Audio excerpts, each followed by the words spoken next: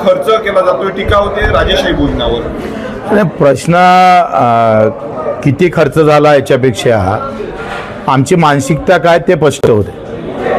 म्हणजे आम्ही जर सरकारमध्ये आहो तर ही म्हणजे साधी बुद्धी असली पाहिजे आणि ही नैतिकतेचा त्याच्या भावनेचा विषय असतं का। एका इकडे सरकार दिव्यांगाचे पैसे 6 महिन्यापासून देत नाही आहे। MRGSमध्ये काम करणाऱ्या मजुराचे पैसे 24 तासाच्या आत दिले पाहिजे असा कायदा असताना 8 महिने झाले पैसे दिले नाही, कारण पैसे नाही असं म्हणतं। आमच्या विधवा भगिनीचे पैसे नाही, कारण शाळेचा प्रवेश होऊ शकला नाही।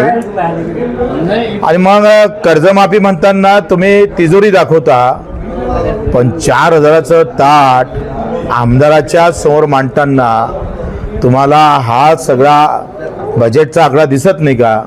म्हणजे आपण जर एकंदरीत विचार केला तर भुकेले